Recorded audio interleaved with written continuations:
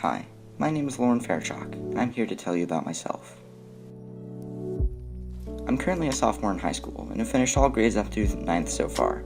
This is my first year in public school and was actually homeschooled all the way up through 8th grade, and then I attended a private school for my freshman year. Homeschooling had a lot of upsides, like sleeping in and my mom making me lunch every day, but after a series of events, I landed at my current school, Westfield High. I've already met plenty of wonderful teachers and classmates. Since I was raised homeschooled, I was never really exposed to anything like school sports, and because no one in my family was particularly interested in sports either, I just never got into them. And seeing as most extracurricular activities do attain to sports, it'd probably be safe to assume that I'm not involved in any. And I know what you're thinking. These aren't the only extracurricular activities you can join. Why, there's clubs for basically anything that you can think of. And yeah, there is.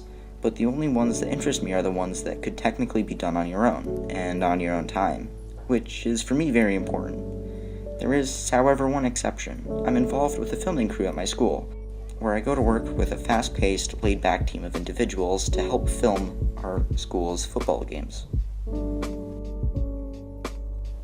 Outside of school, I usually spend my time either doing homework, playing video games, taking photos for photography, working with Legos to create highly detailed vignettes, or writing interactive stories for a pen and paper role-playing game, which me and my brother, as well as our group of friends, usually play on the weekends.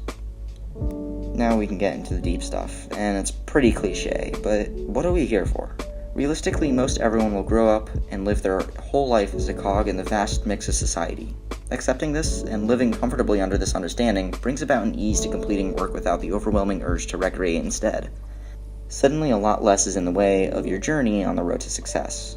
I've personally never seen people approach things from such a standpoint, and some may say that it sounds rather cynical, but it could theoretically help eradicate procrastination. That being said, I acknowledge that I'm definitely a big procrastinator, but I like to think that when it comes down to it, I get things done. And once I get around to implementing my philosophy, it might just work. In 5 years, I hope to be approaching the end of my junior year in college, where I intend to learn how to be an architect. And in 10 years, I hope to be well established, living alone in a private apartment, or maybe with my siblings in their small town home. Odd criteria? Yeah, maybe. But it would make sense if you knew my siblings.